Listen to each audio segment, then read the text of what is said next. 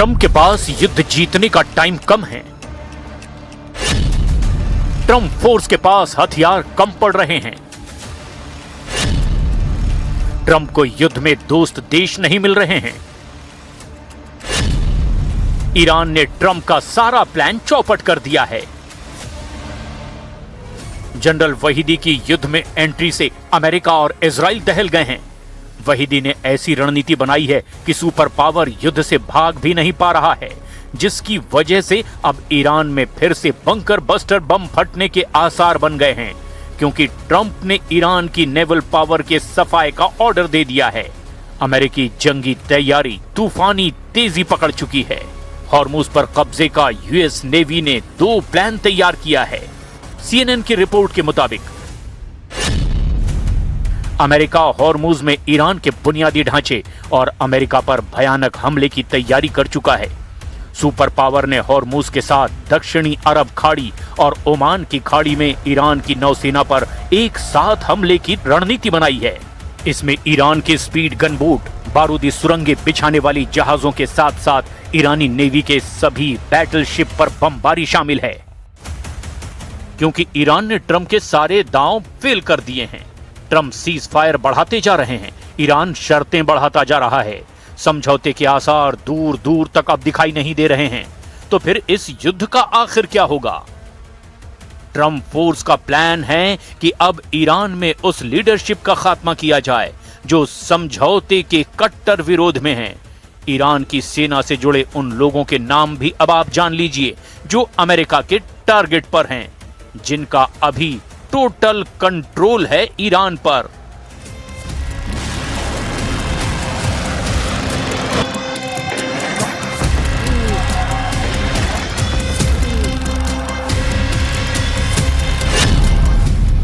Brigadier general Ahmad Vahidi, commander in chief IRGC। General Bagher Zolghadr, head SNSC। Mohammad Bagher Ghalibaf, speaker ईरानी संसद। General Yahya Rahim Safavi, commander IRGC। जब तक Iran में ये war commander जिंदा हैं, Trump का मंसूबा कभी पूरा नहीं हो सकता। तो क्या सीज फायर की सिर्फ बातें हो रही है, पर हकीकत में भयानक बम फटने वाले हैं? क्या ट्रंप जुबानी घुड़की देते रहेंगे और ईरान उसे नजरअंदाज करता रहेगा? क्या इजराइल दूसरे देशों में घुसकर कब्जा करता रहेगा और ट्रंप वहां सीज फायर कराते रहेंगे? कहीं ये सारा खेल ट्रंप के इशारे पर तो नहीं चल रहा है, क्योंकि उन्होंने ऐलान कर दिया है कि खाड़ी युद्ध में एटम बम से हमले की कोई जरूरत नहीं। ट्रंप ने यह भी कहा कि एटम बम धमाके की जुर्रत दिखाने की परमिशन किसी को नहीं मिलनी चाहिए।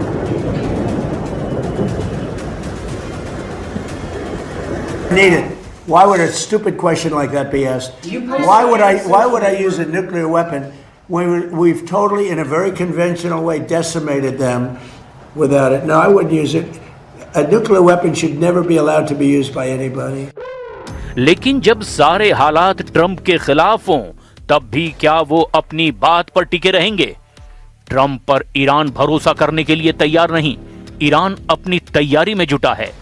ईरान की लीडरशिप ने ट्रंप को 2 टूक जवाब दिया है कि हॉर्मुज में उनकी नाकाबंदी जब तक जारी रहेगी, समझौते पर ईरान कोई बात नहीं करेगा।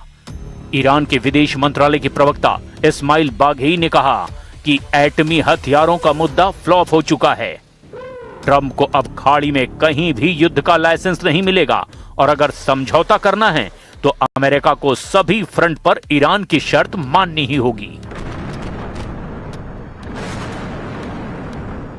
با ملاحظه مسائل کشور از جمله بحث غرامت، موضوع تنگه هرمز، رفع تحریم‌ها و همه این موضوعاتی که برای آینده کشور کلیدی است. लेकिन ट्रंप कह रहे हैं कि सीज फायर में देरी की वजह ईरान की लीडरशिप में कंफ्यूजन है। ट्रंप ने दावा किया कि ईरान में वो डील किससे करें ये पता ही नहीं चल पा रहा है। ट्रंप के पास युद्ध जारी रखने के लिए आगे के सिर्फ 6 दिन बचे हैं, क्योंकि अमेरिकी संविधान के मुताबिक किसी भी युद्ध को 60 दिन में संसद की मंजूरी लेनी पड़ती है। 28 फरवरी 2026 को शुरू हुए इस युद्ध की जानकारी ट्रंप ने संसद को 2 मार्च को दी थी, जिससे अब 1 मई से पहले उन्हें संसद से युद्ध की मंजूरी लेनी पड़ेगी। रिपोर्ट्स के मुताबिक ट्रंप संसद का सामना नहीं करना चाहते। 100 सदस्यों वाली सीनेट में ट्रंप के 53 सांसद हैं, जबकि विपक्षी डेमोक्रेट पार्टी के पास 47 सांसद हैं। मुश्किल ये है कि ट्रंप की रिपब्लिकन पार्टी के 10 से ज्यादा सांसद ईरान युद्ध का जबरदस्त विरोध करते आ रहे हैं। ऐसे में अब ट्रंप 1 मई से पहले किसी भी तरह इस युद्ध को खत्म करना चाहते हैं।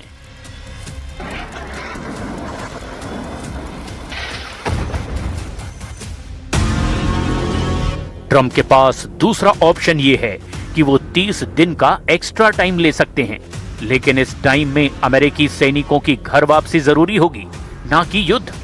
इस बार ट्रंप 60 दिन की टाइमलाइन को पार करते हैं तो फिर उनकी पार्टी को जोरदार झटका लगना बिल्कुल तय माना जा रहा है।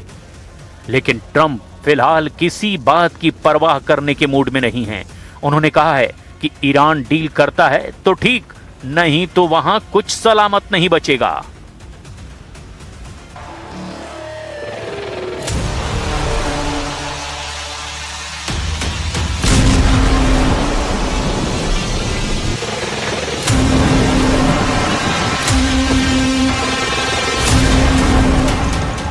Now all we're doing is sitting back and seeing what deal. And if they don't want to make a deal, then I'll finish it up militarily with the other 25% of the targets. We've hit. Trump भले ही wait and watch का मन बना चुके हैं, लेकिन Israel Lebanon में full force में हमलों को शुरू कर चुका है। बॉर्डर से बेरूत तक इजराइल ने बम विस्फोट की झड़ी लगा रखी है। इजराइल का टारगेट ईरान के साथ उसके समर्थित लड़ाका ग्रुप हैं। इजराइल सभी का सफाया करके पूरी तसल्ली कर लेना चाहता है, लेकिन लड़ाई जैसे जैसे जमीन पर आती जा रही है, वैसे वैसे सुपर पावर की धुकधुकी भी बढ़ती जा रही है, क्योंकि दूसरे राउंड में ईरान जबरदस्त पलटवार के लिए तैयार है। इसी वजह से ट्रंप अब नेटो फोर्स को युद्ध में आने का लास्ट चांस दे रहे हैं। उन्होंने दूसरे राउंड के युद्ध में नेटो फोर्स की एंट्री के लिए उकसाया है। ट्रंप ने धमकी दी है, अब युद्ध में नेटो देशों ने मदद नहीं पहुंचाई तो अमेरिका सबक सिखाएगा। रॉयटर्स के मुताबिक पेंटागन ने स्पेन को नेटो से बाहर करने की मांग की है, क्योंकि ईरान युद्ध में स्पेन ने अमेरिका का खुलकर विरोध किया है। ईरान युद्ध के दौरान स्पेन ने अमेरिका के लिए अपना एयर स्पेस भी बंद कर दिया था। पॉलिटिको के मुताबिक ईरान युद्ध के बाद अमेरिका ने नेटो के भीतर अच्छे और बुरे देशों की एक लिस्ट तैयार की है। ट्रंप की बैड लिस्ट में जिन देशों का नाम आया है, उन पर सख्त एक्शन लेने की धमकी दी गई है। मतलब ये कि ट्रंप यूरोपीय देशों की बर्बादी का टेंडर पुतिन को दे सकते हैं, जिन्हें यूक्रेन युद्ध का बदला यूरोप से लेना है।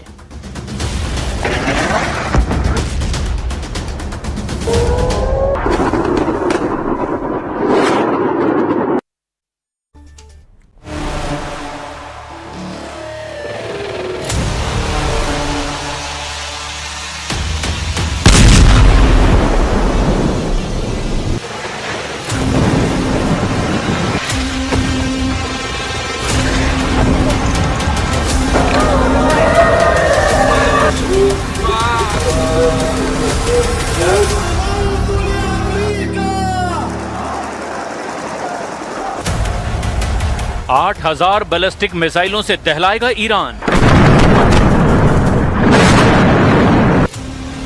पिंक शाहिद ड्रोन के धमाकों से जलेंगे खाड़ी देश।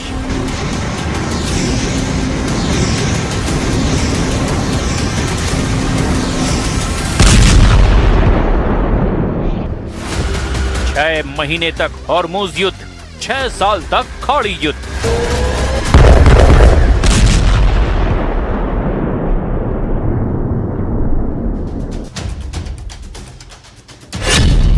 ईरान ने अमेरिका और इजराइल से अब फुल एंड फाइनल का ऐलान कर दिया है। मतलब ये कि सीज फायर खत्म है, युद्ध ऑन है। तभी तो रिवोल्यूशनरी लड़ाकों ने मिसाइलों के गोदाम खोल दिए हैं। ईरान अपने आत्मघाती ड्रोन बम के अब नए वर्जन लॉन्च कर रहा है। ईरान इस यकीन में है कि अमेरिकी फोर्स का मनोबल टूट चुका है। जिस तरह ट्रंप अपने वॉर कमांडर बदल रहे हैं, जिस तरह अमेरिकी सेना के टॉप अफसरों पर एक्शन हो रहा है, उससे ईरान के हौसले बुलंद हैं।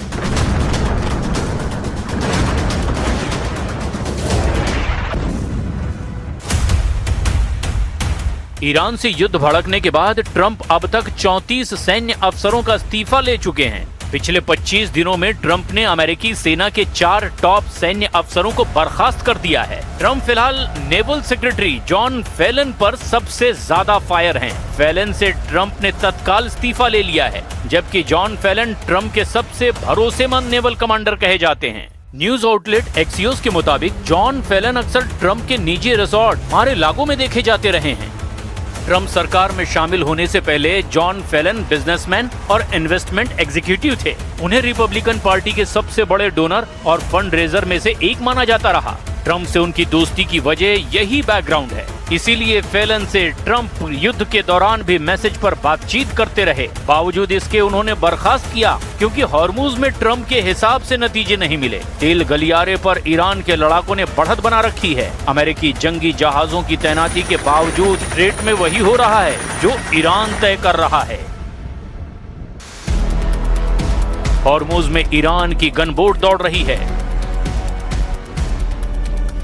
हॉर्मुज में ईरान ने टोल वसूलना शुरू कर दिया है। हॉर्मुज से बारूदी सुरंग हटाने में लगेंगे अभी और 6 महीने। हॉर्मुज पर ट्रंप के सभी दावों की हवा खराब है।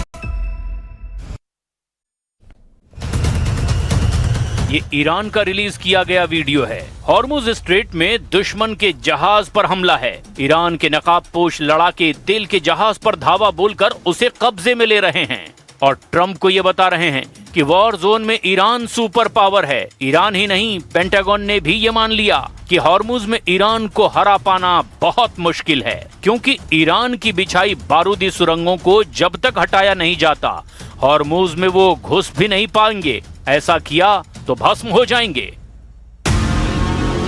वॉशिंगटन पोस्ट की रिपोर्ट के मुताबिक पेंटागन ने अमेरिकी संसद को ये जानकारी दी कि हॉर्मुज से सभी बारूदी सुरंगों को पूरी तरह से हटाने में 6 महीने से ज्यादा का वक्त लग सकता है। अमेरिकी कांग्रेस को दी गुप्त ब्रीफिंग में हॉर्मुज में 20 बारूदी सुरंग लाइन होने का भी अनुमान लगाया गया। ईरान ने इन बारूदी सुरंगों को जीपीएस सिस्टम से लैस कर रखा है, जिससे उनकी लोकेशन बदलने पर फौरन अलर्ट मिल जाता है।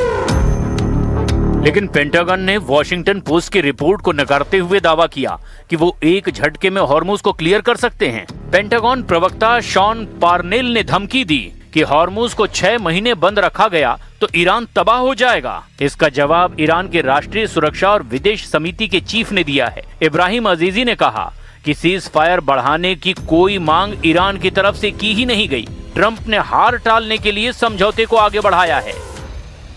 ما تقاضای آتش بس نداشتیم. ما هیچ وقت دنبال آتش بس نبودیم. اتفاقا بسیاری از مردم ما در این ایام بعد از جنگ 40 روزه از آتش بس گلایه‌مند بودن. اعلام می‌کردن که ما این دشمن شکست خورده رو باید تعقیب کنیم. باید مورد برخورد جدی‌تر قرار بدیم. به هر شکل این آتش بس برقرار شد. به یک دلیل هم شاید این که ما به سری اصول اخلاقی جنگ هم میخوایم خودمون رو پایبند کنیم. असल में युद्ध में ईरान को हुए नुकसान का जितना अनुमान अमेरिका इजराइल ने लगाया है, हकीकत उससे बिल्कुल अलग है। अमेरिकी सेंट्रल कमांड के मुताबिक अमेरिका ने ईरान के अंदर 13,000 से ज्यादा ठिकानों पर हमले किए। वहीं इजराइल ने 4,000 से ज्यादा सैन्य ठिकानों पर हमले किए। अमेरिका इजराइल ये मान चुके हैं कि उनके हमलों में ईरान की 60% मिसाइलें बर्बाद हो गई हैं। और इतना ही नहीं, ईरान के 80% मिसाइल लॉन्चर तबाह करने की गलत फहमी भी अमेरिका और इजराइल ने पाल रखी है। लेकिन अब इजराइल डिफेंस फोर्स ने दावा किया कि युद्ध में ईरान के मिसाइल प्रोग्राम को कुछ खास नुकसान नहीं पहुंचा है, क्योंकि ईरान के ज्यादातर हथियार गोदाम अंडरग्राउंड हैं, जहां रखी बैलिस्टिक मिसाइलों में ज्यादातर सुरक्षित हैं। इजराइल ने युद्ध के वक्त ये आरोप लगाए कि ईरान 8,000 बैलिस्टिक मिसाइलें बनाने में जुटा हुआ है। ईरान के राष्ट्रीय सिक्योरिटी और विदेश समिति के चीफ ने माना कि फिलहाल ईरान का पूरा जोर हथियारों के गोदाम भरने में लगा हुआ है। برای ایجاد آمادگی برای بازسازی به عبارت نیروهای مسلح ما فرصتی است برای خشاب گذاری. ما این فرصت رو قطعاً به بهترین شکل ممکن استفاده کردیم.